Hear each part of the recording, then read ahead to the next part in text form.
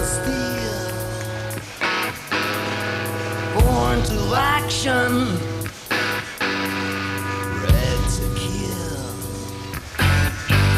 Let loose the power from within. Shoot, shoot, shoot to win. Whoa, fly like a falcon. Whoa, fly like a falcon. Whoa, fly like a falcon.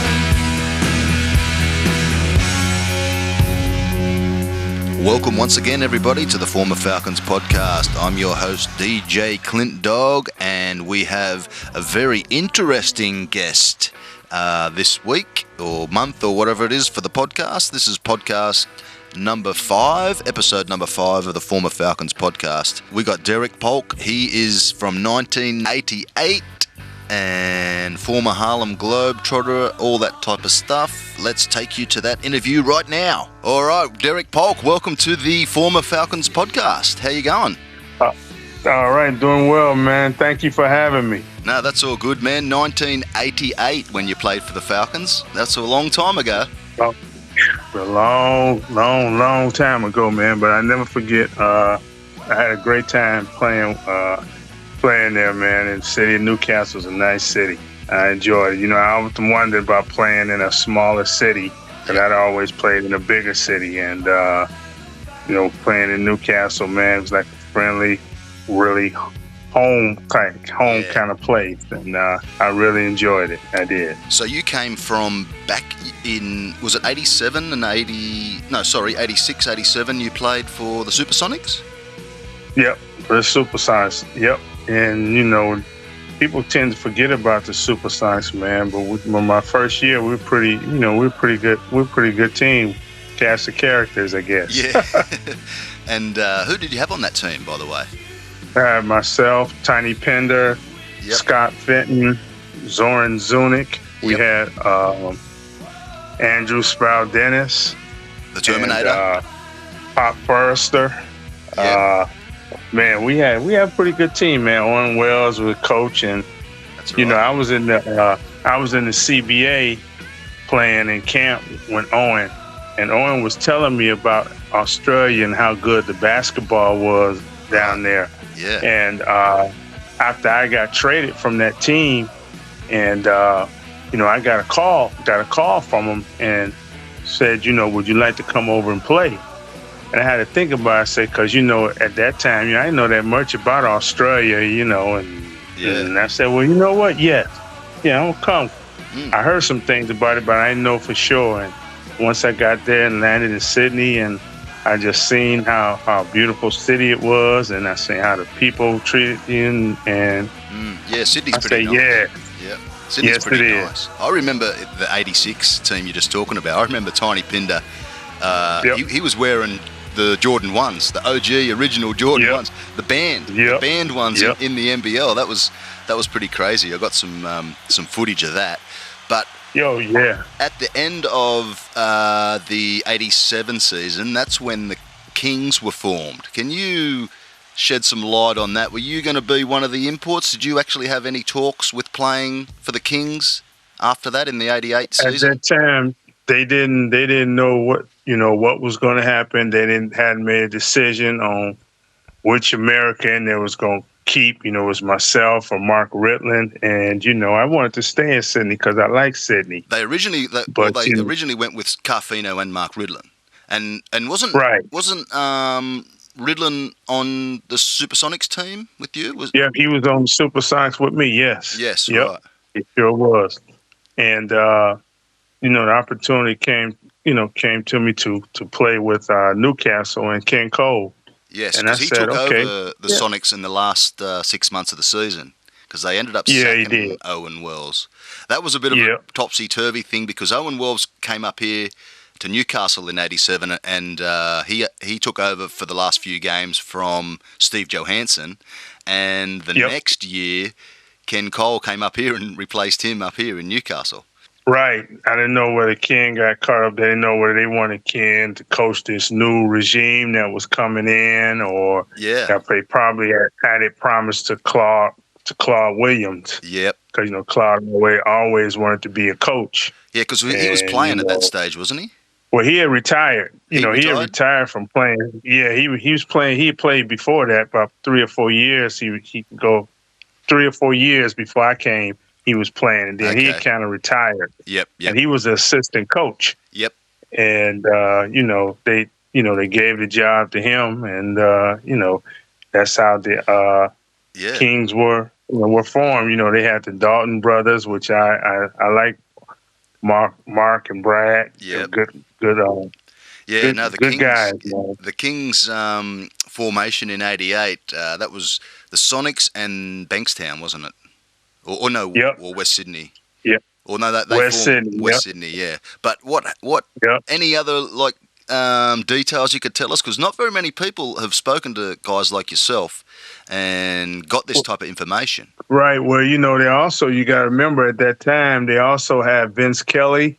Right. And they had Ollie Johnson. That was the other team, when they, so now when they was trying to make that decision on who they wanted to keep, I was gone, Vince was gone, Ollie Johnson was gone, but they kept Damon Keough from that team. I forget who else they kept from that team. So Vince, I think, went to the SCBL and then moved out to Perth. Yeah, he's in Perth now. I think he's been out there he's moved out there, and he's got 3 kids, and I think he's doing camps enjoying as well. life, man. He's doing basketball camps out there. But that's crazy. But take us back, to your first sort of dealings or phone calls or whatever you want to call it to come and play for Newcastle in 1988. Well, Ken was the coach, and Ken kind of liked the way I played because I didn't require a lot of the basketball to be effective. I played defense, I blocked shots, I rebounded, and I scored when necessary. That's right. And he felt like that would fit into what they were trying to do with Wayne McDaniel up there, and Michael Johnson, and Jerry Everett, Sean Dennis. Yep. Sean Dennis, Jerry Everett, and so that opportunity came to play. So I said, I'll go up and play and see how I liked it, and I felt like I played. I played pretty well. We made the playoffs. Yeah, it was. I think officially you came 5th that year. I think it was either 5th or 6th, and that was one of the highest. I think. Yeah, 6th, and I think that was one of the highest positions that the Falcons ever made in the finals. Yes. Or I think they equaled it in '95, but you guys did it first in '88. But in that '88 season, recently, I don't know if you've been watching any NBL games and that, but the last few years there's been a few players. Averaging, in the top 10 scorers. And then last year they had Bryce Cotton and Vic Law. They were in the top 10 from the same team.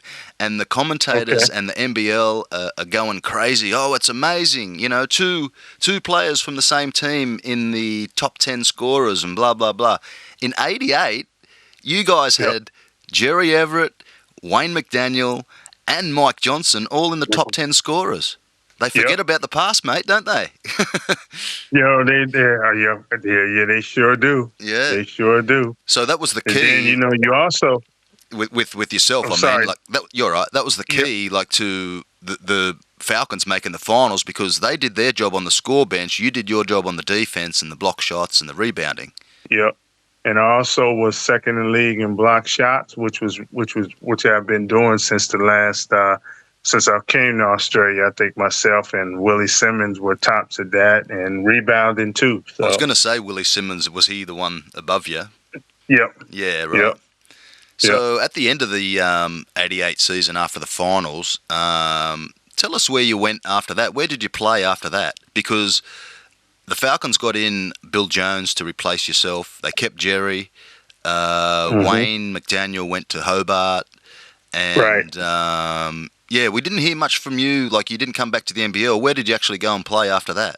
What I did when I went back to the States, is a possibility that I was going to try to stay in the NBL. I was talking with Illawarra, and they couldn't make they didn't want to make a decision. Coach Lindstrom was interested in me, and so I went back. And I played in the CBA for a little while, and played out in Los Angeles in the Pro Summer League, and tried out with the Clippers. Nice. And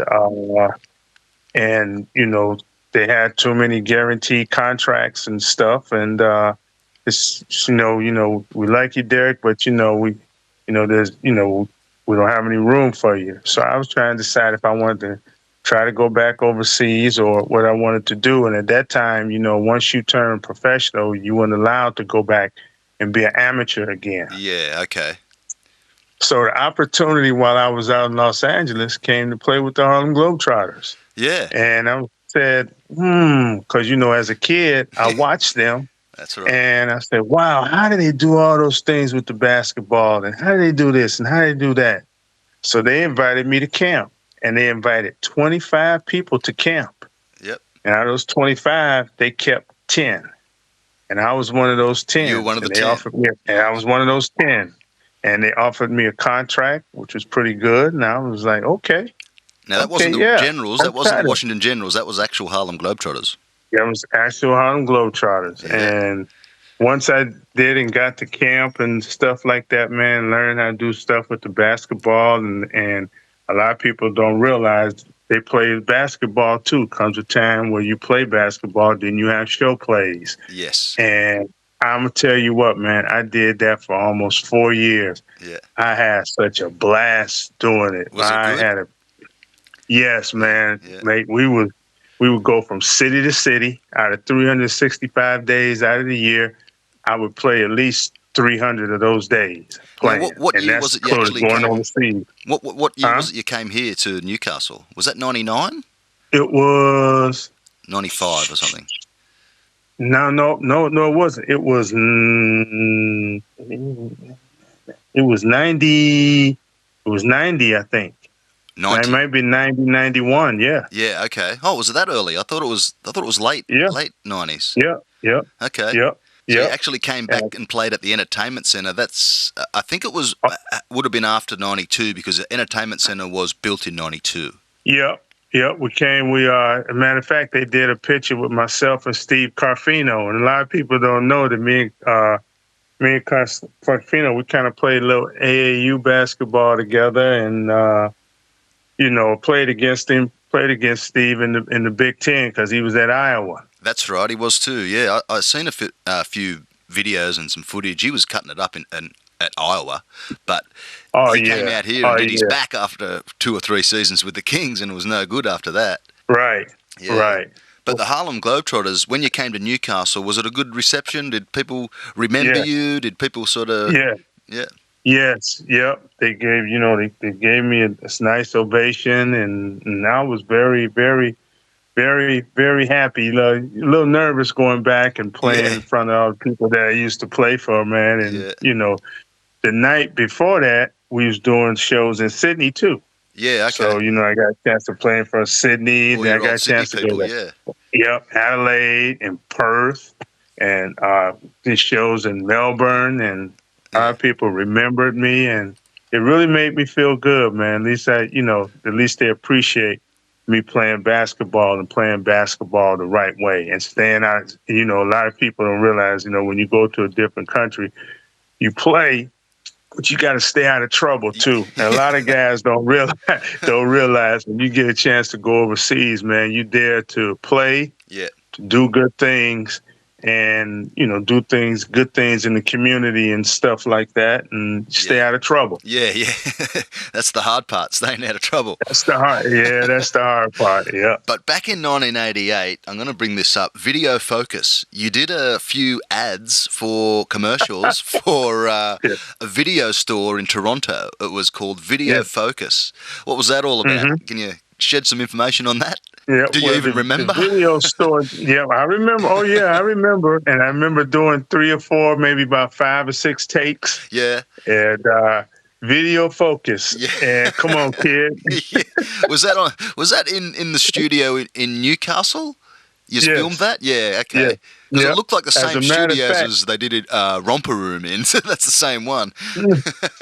I think so, yeah. As a matter of fact, I still got that picture of the commercial, me in the Falcons uniform with video focus with the kid. Oh, have you? You'll have to upload that on Yeah. Facebook, yeah. Yeah, I got to find it, man. I got to dig deep. Yeah. Well, I've told you this off air, but I've pretty much got that video focus ad somewhere. It's either in the middle of a game or it's, like somewhere. I've got it. So I'll post it online as well and tag you in it and video focus will bring it back. Actual VCR tapes. Actual VCR tapes. Not this DVD stuff. Videos. Yeah. Wow. I think video flash from the past. Was Blockbuster around before video focus? No, I don't know. I'm just trying to say if video focus was setting trends, because Blockbuster blew up. Right. I think Blockbuster might have just starting to come out. Yeah. Okay. Yeah. Righty. Because Toronto, I think they had a video focus had a store in Toronto, Cardiff, and maybe Newcastle or somewhere else. They had a couple of stores around the place. But right. Yeah, that's a bit of a blast from the past. The old video focus. Man, I enjoyed making that commercial.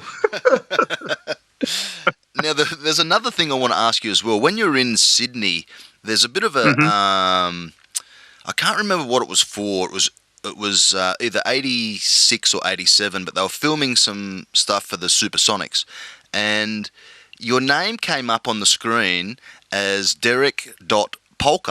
Now, what's all that about? Is it? I just knew you as Derick Polk. What's Polk and what's the dot? The former owner of the Supersonics, Michael Wroblewski, rest his soul. Rest in peace. When I talked to him on the phone, he said, well, you need a nickname when you come down here. Right. So he said, So he said, when you think of polka dot. Yeah.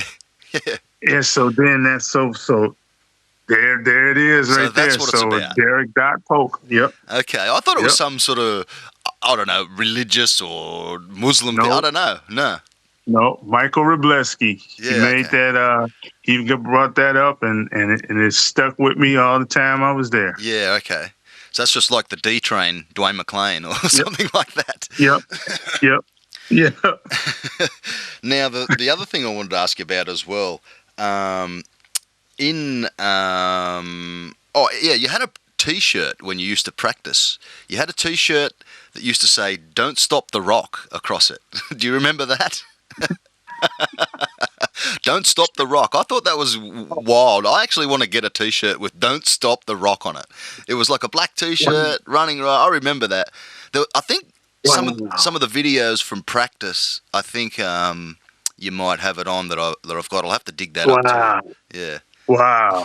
Man, how do you remember all this stuff? Well, this is the deal. I was I'm glad you brought that up because I actually used to go to high school with Jason Knight, the water boy boy for the Falcons. And after school, I think we were in either year 9 or 10, and after school he used to go and do the water or whatever and be the ball boy and that type of stuff. And I used to meet him there sometimes and hang out, or even if I didn't hang out with him, I'd just turn up and watch the Falcons practice myself. And I noticed that you used to wear that shirt. That's how because we used to go to the games and practices together.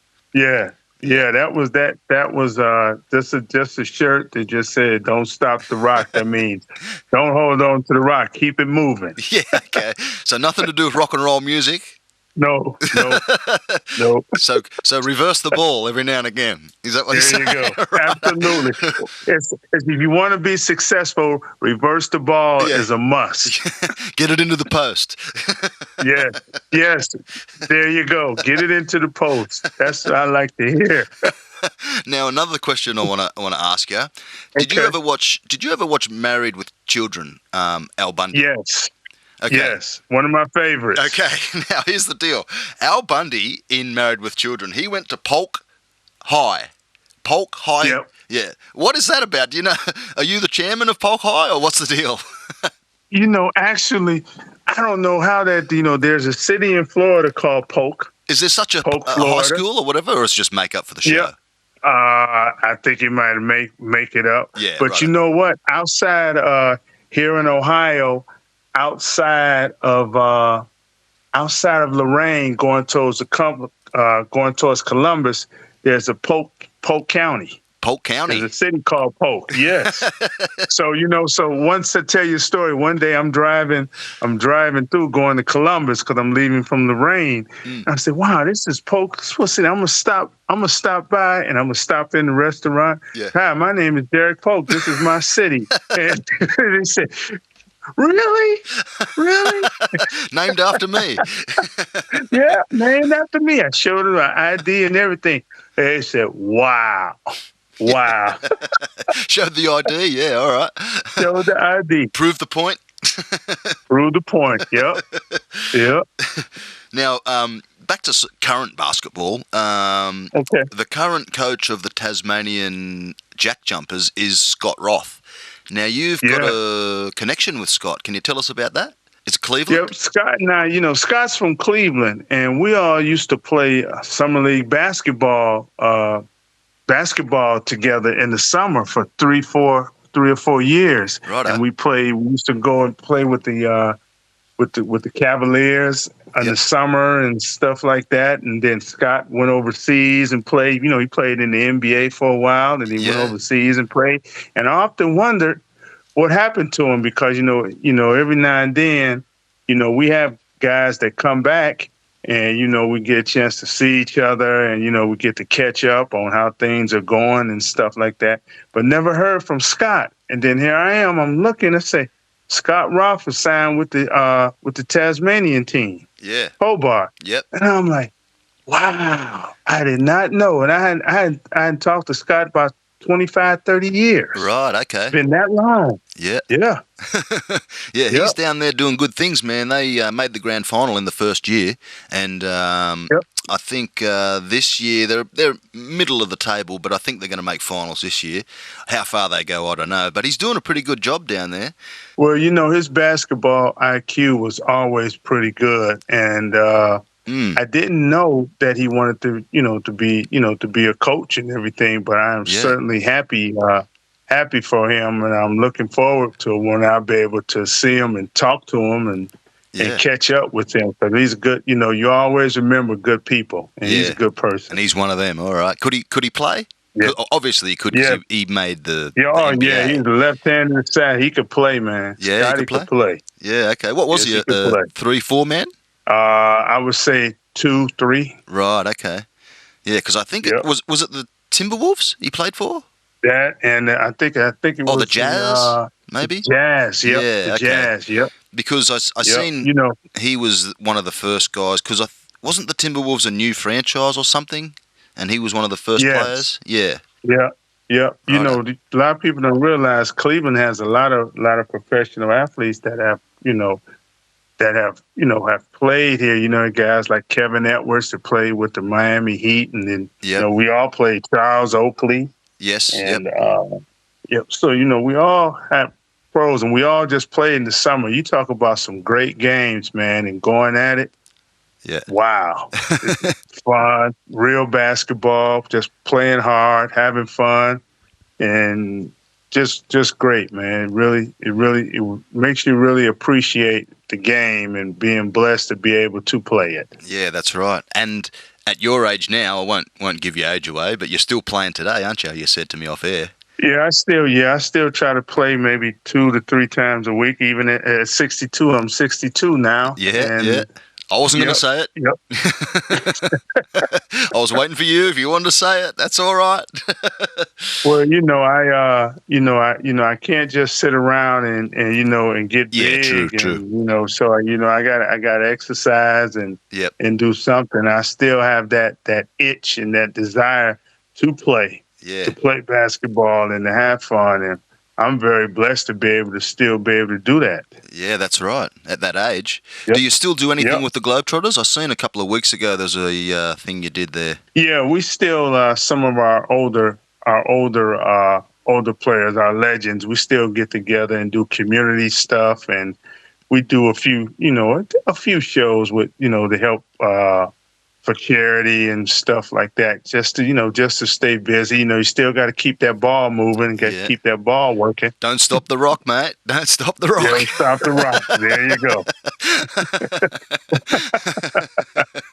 I had to get that one in there. Sorry, man. I know. That's fine. I know. But so back to 1988, you had Sean Dennis, Mike Johnson, Jerry Everett, Wayne McDaniel, Rob Dempster, Paul Zatto, Chris Steele, Peter Hill, and who was the other guys? That was about it. I think Stuart Allen was the 10th guy. Yep. But I don't know if I've missed out anyone there. But who was the best guys to play with, and in what areas and stuff like that? You mean with Newcastle? With the team in '88, yeah. Okay. Well, I think one of the best Americans to ever to play there, in my opinion, Jerry Everett was pretty it's pretty spectacular. Yep. In Australia, you mean one of the best imports to come? Yeah, one of the best, man. Gary, we called we called him Ice. Ice could really play the game, man. Yeah. He really could. And then you had a good combination with Wayne McDaniel, because Wayne would kill you with the mid range, and then he would post, and then he would rebound, and then you had Michael Johnson, who was just a pure shooter. He can come over and let it go from just over half court, from downtown. And knock it in. Nothing but cotton. Yep. Yeah. And then you have myself that could score on the block and score in the mid range, and then just rebound and everything and stuff. So we had a pretty good combination. Yeah. No, that was one of my top Falcons teams, the 1988 team. Well, first reason making the finals, and and with those things you just said, and as well as the three guys being in the top 10 scorers, that was pretty special. Yeah, I saw in that they had at one time where they had three of us that got like 30 points apiece. Myself, Jerry Everett, and Wayne McDaniel. I think we all had about 32, 35 apiece, 35 points apiece. That was classic, and that was classic. Yeah. One thing I wish we could have kept that team together for another couple years. Yeah, I really exactly. do. And that was my next question. What happened at the end of the year? How come they didn't re-sign you? Well, Ken wanted to go in a different directions. He wanted to bring Bill Jones in, and I felt like I had really proven myself to play, and I said, okay, well, you do that, there's no room, there's no room for me. Yeah, okay.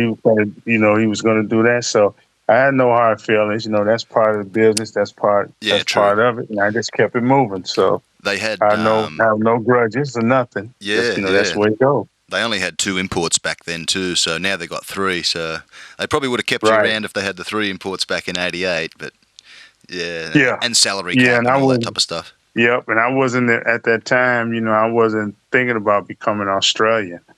Oh, you weren't? No, I wasn't. No, I didn't. If I would have stayed another year or two, then it probably would have. Citizenship would have came through. Yep, but you know what? It can. Here's the thing: a lot of people don't realize is that. It kind of worked out because by me going back, I was able to move my mother and my sister from where they lived into better living arrangements. Okay. So, that was worth it. The Globetrotters were paying a little bit more, I'd say. Yeah. That was worth it, man. So, I saved my money from Australia, and when I got back, we just moved them, and was very, very lucky. One thing about my mom, she's going away, but she was always a very important person in my life, and that's right. My sister, and I always had to be the man that I had to take care of everything because my dad wasn't around. So it was hard for her for me not being there and being over in Australia, but she understood how much I love the game of basketball. Oh, yeah. And it was responsible for me for not only playing at Ohio State, playing the big time college basketball, but it also gave me opportunity to see the world and travel the world. That's and right. Make a good living at it. Yeah, you wouldn't have went to those places with the Globetrotters, Yeah. if you weren't with the Globetrotters. So, yeah. So, and a lot of people don't realize too is that before I came to Australia, I played in Belgium, and then afterwards, after I left from the Globetrotters, I went and played in Brazil for a while. Ah, okay. Yep, played in Brazil, and then I also played in a professional league in Canada, which was pretty good. I played player coach. So, you were player coach. I continued my player coach. So nice. then I, kind of kept my career going, and doing something that I enjoy doing. And a lot of people can't say that they got a chance to do something that they enjoy doing and make a living at it. Yeah, and get paid to do it. Yeah. Yes. And see the world. Yep. Yeah, especially come down here, down under to Australia, mate. That's where it's at. Oh man, I love Australia, man. I've got it. I've been saying it for all these years, man. I need to get back and visit Australia and see some of my friends that are still there, man. A lot of them stayed, man. Yeah, a lot of them stayed. Like all of them. Yeah, Tiny Pinder stayed. Yeah. All the other naturalised guys. Yeah, they all stayed. And then there's also some guys when I got back that I was telling them about Australia, and now they played over there. Now they live down there. You guys like Ricky Grace. We played the CBA together. And then Brian Vaughns, I'll tell them about Australia. I didn't know that. Yep, so you played with those two guys, Ricky Grace and Brian Vaughns, before you came? Yep. Yeah, right, okay. And they're living here now, both of them, man. Oh yeah, I was telling them about Australia, and now they all live over there now. Yeah, that's right. That's what I was saying before. Once they come here, they realise how good we've got it here, and they're like, "Well, we want to stay." Absolutely. And we can play as a local as well, like in the top comp.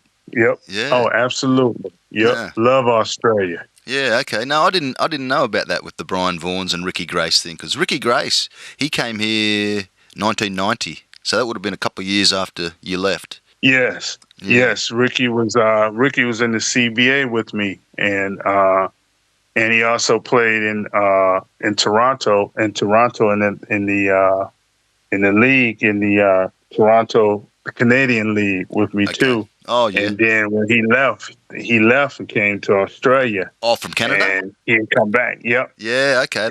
Come back. And the rest is history. Yeah.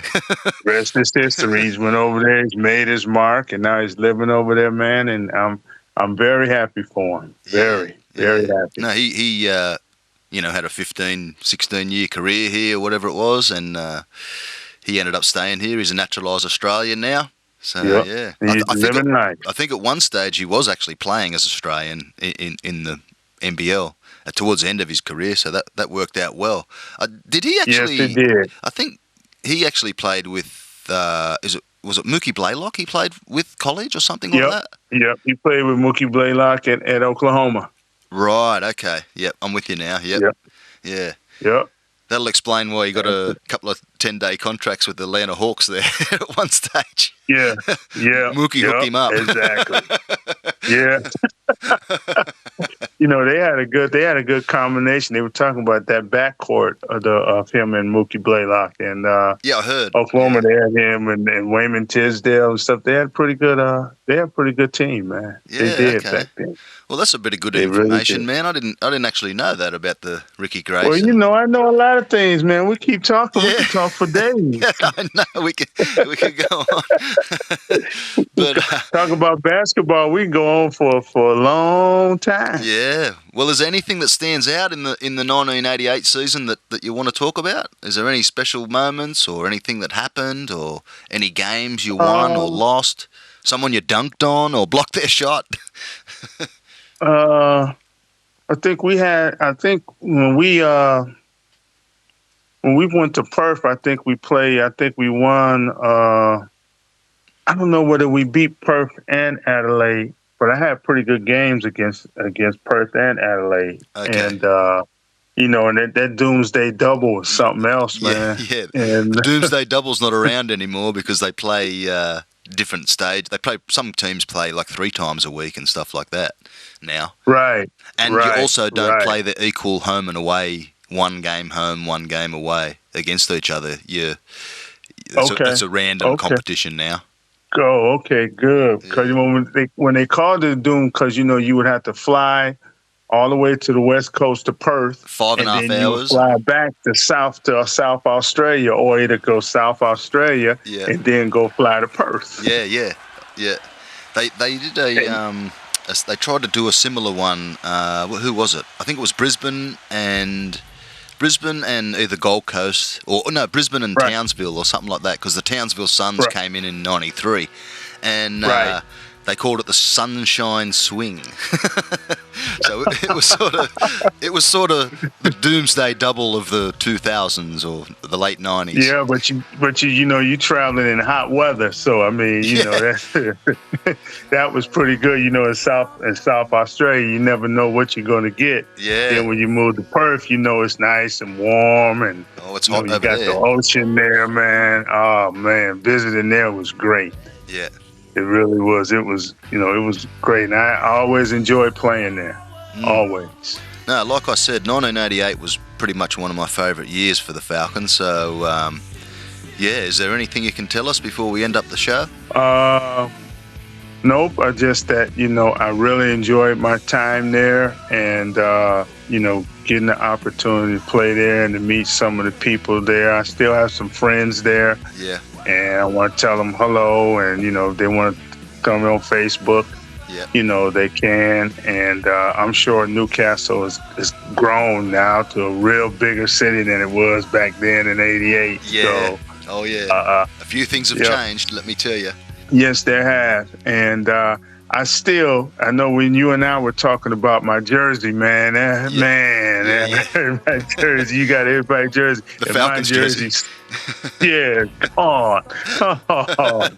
Devastated. My friend actually in the States had a house fire. I swapped it with one of his over there, and he told me he had a house fire and he'd lost it in the house fire. So there's no more, mate. No, it's actually, unless there's a replica around, there's no more. Sorry about that. Okay, all right. Well, it's in history now. That's the way the rock bounces. So, it is what it is, man. But, it's always good to talk with you, man, after all these years. On occasion, we call, I talk, say, dog, Click Dog, what's up? And you say, well, I'm still DJing and doing my thing, man. And That's I'm it. like, man, that is really good, man. It's really good to hear from you. And we'll stay in contact. And for sure. And everything, man. Yeah, Thank you. Worries. Thank you for giving me this opportunity, man. I really enjoyed this. No, that's all good, mate. Thanks for coming on the Former Falcons podcast. That's some really good stuff we've chatted about there. And some stuff we didn't even know as well came out in the wash. Some facts. Well, that's what happens. Hey, that's what happens when you put a bunch of stuff in. You never know what comes out. That's right, All right, man. Well, you have a good one. And once again, thanks for coming on. Man. All right, man. You take care, man. Bless you. All right, Blessings man. No worries.